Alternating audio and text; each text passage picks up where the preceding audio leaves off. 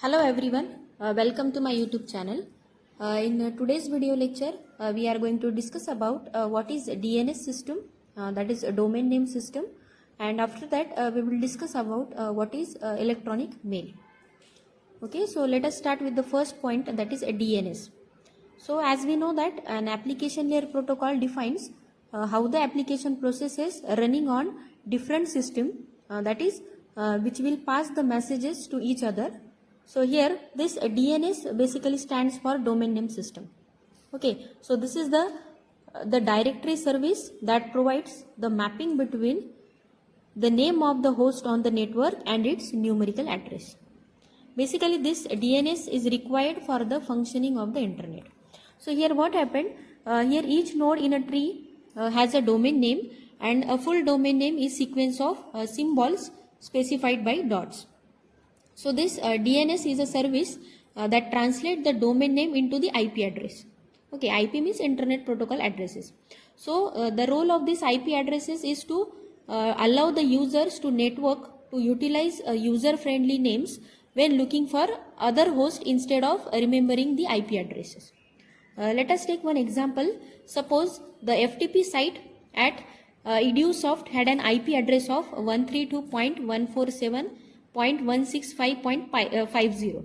Okay, so this is the IP address of EduSoft website. So here most people would reach this site by specifying ftu.edusoft.com. So therefore here the domain name is more reliable than the IP address. Okay, so this is the DNS.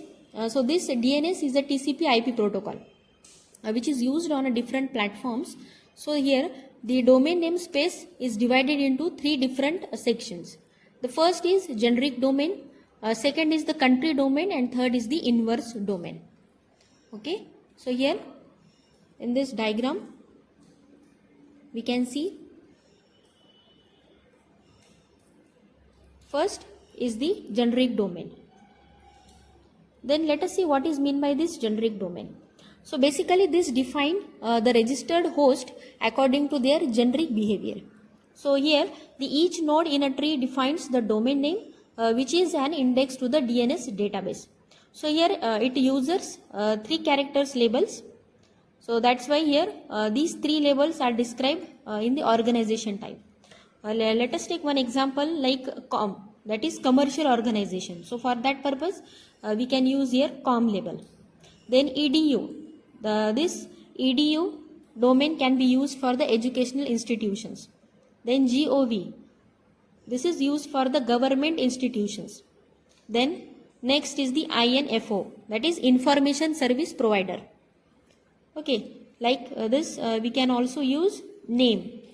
This can be used for the personal name purpose. Then .org, ORG is for the non-profit organization. Then net is for network support centers. Okay, INT, that is international organization, or we can say here COOP, that is cooperative business organizations. Okay, so these are some examples of generic domains. So here we can see the root level, like we can use as a COM, EDU, GOV, INT, MIL, NET, ORG as a root level. Then after that it is subdivided into the different types, that is FHDA. Again this will divided into some other type, that is ATC. Again ATC is divided into CHAL. Okay, so here if you consider the CHAL whole address, then the first name is start with the CHAL. Then the parent node is ATC. Again the parent node of ATC is FHDA. Okay, and this FHDA is belongs to EDU. Okay, so in this way we can get here the generic domains. Okay, then next type of domain is there, that is nothing but country domain. Okay, so here the format of country domain is same as generic domain, but it uses the two character country abbreviations. For example, US for the United States. Okay, so in place of three character organizational abbreviations. So here in this country domain it uses 2 character country abbreviations. Okay, while for the first we have seen the generic domain, in that we have considered the 3 character organizational abbreviations. Okay, then after that let us see next domain, that is inverse domain. So this inverse domain is used for mapping an address to a name. So when the server has received a request from the client, then what happened here, the server contains the files of only authorized clients. Okay, so to determine whether the client is on the authorized list or not, it sends a query to the DNS server and asks for mapping an address to the name. Okay, so here in this way this inverse domain will work. Let us see how the DNS work. So here basically the DNS is a client or the server network communication protocol. So this DNS client send request to the server, while DNS server send responses to the client. Okay, so here the client request contain the name which is converted into IP address, which is known as forward DNS lookups, while request containing an IP address which is again converted into the name, which is known as reverse DNS lookups. So this DNS implements the distributed database to store the name of all the hosts available on the internet. So after that we are going to discuss here what is meant by electronic mail. Okay, so this electronic mail is referred to as email, and it is a method which is used for exchanging digital messages. Okay, so this electronic mail is mainly designed for human use. It allows the message to include text, image, audio as well as video. So this service allows one message to be sent to one or more than one recipient. Okay, so this email system are mainly based on the store and forward model, where here the email server system accept, forward, deliver and store the messages on behalf of users who only need to connect to the infrastructure of the mail. Okay, so here the person who sends the mail is referred as a sender, and the person who receives an email is referred to as a receiver. Okay, so here let us see what is the need of an email. So there is a first point, that is we can send the same messages to the several people at the same time by using mail.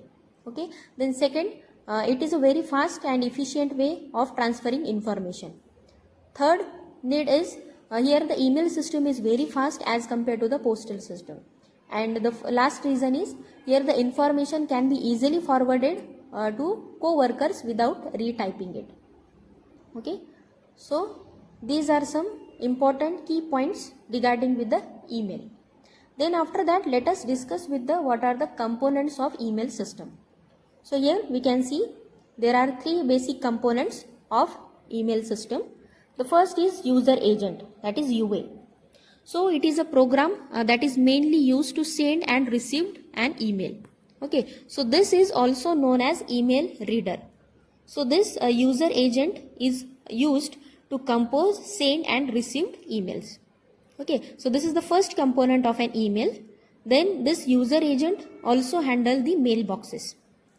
Then the user agent mainly provide the service to the user in order to make the sending and receiving process of message easier. Okay, so here if we see some services which are provided by the user agent, then the first service is reading the message. Okay, this is the first service which is included in this user agent. Then second is replying the message, third is composing the message, fourth is forwarding the message, and last is handling the message. Okay, so these are some services which are provided by the user agent, that is first component. Okay, then after that let us see the second component, that is message transfer agent, that is MTA. So this message transfer agent is actually process of transferring the email is done through this message transfer agent, that is MTA. So in order to send an email, here a system must have an MTA client. Okay, so in similar way, in order to receive an email, here a system must have an MTA server also. So the protocol that is mainly used to define the MTA client and MTA server on the internet is called as SMTP, that is Simple Mail Transfer Protocol. Okay, so here this SMTP mainly defines how the commands and responses must be sent back and forth. Okay, so here this message access agent is the third component of our email system. So here the first and second stages of email delivery we make a use of SMTP. Okay, so here this SMTP is a basically push protocol, and the third stage of the email delivery mainly needs the pull protocol, and at this stage here the message access agent is used. Okay, so here the two protocol used to access message are POP and IMA P4. So these two protocols are used in the message access agent component system. Then after that, let us see the architecture of email. So now it's time to take a look at the architecture of email with the help of 4 scenarios. So let us see the first scenario. So here in this scenario what happened? Here when the sender and the receiver of an email are on the same system, then there is the need for only 2 user agents. So here we can see in first scenario here we are using only the 2 user agents. Okay, then let us see what happened in the second scenario. So in second scenario the sender and receiver of an email are basically users on the 2 different systems. Okay, so here we can see in the diagram here they are using the 2 different system. Also the message needs to send over the internet. So in this case we need to make use of user agent and message transfer agents, that is MTA. Okay, then third scenario is there. So in this scenario here the sender is connected to the system via point to point WAN, so that is wide area network. So it can be either a dial up modem or the cable modem. So while the receiver is directly connected to the system like it was connected in the second scenario. Okay, so also in this case the sender needs the user agent, that is UA, in order to prepare the message. So after preparing the message, the sender sends the message via the pair of MTA through LAN or WAN by using local area network or the wide area network system. Okay, then after that let us see the last scenario, that is fourth scenario. In this scenario the receiver is also connected to his mail server with the help of WAN or the LAN network, and here when the message arrives the receiver needs to retrieve the message. Hence here there is a need for another set of client or the server agent. So here the receiver makes the use of MAA, that is message access agent client, in order to retrieve this message. So in this the client sends the request to the mail access agent, that is MAA server, and then makes a request for the transfer of messages. Okay, so this scenario is most commonly used today, that is fourth scenario. Okay, so these are the fourth scenario which are included in the architecture of email system. Then after that let us see the structure of email. So basically the message mainly consists of 2 parts. The one is header part and second is body. Okay, so here the first is the header. So this header part of the mail is generally contain the sender address as well as the receiver address and the subject of the message. Then the second is the body. This body of the message contains the actual information that is meant for the receiver. Then email address. So here in order to deliver the email, the mail handling system must make use of an addressing system with the unique addresses. Okay, so again this address consists of the 2 parts. The first is local part and second is domain name. So the first part is local part. So this local part is used to define the name of the specific file which is commonly called a user mailbox, and it is the place where all the mails received for the user is stored for the retrieval by the message access agent, that is MAA. Then second is the domain name. So this is the second part of the address, that is domain name. So here both local part and domain name are separated with the help of @ symbol. Okay, So this domain name we have already discussed in the previous part. Okay. So this is all about our today's session. I hope you will like and enjoy. So today we will stop with motivational quote.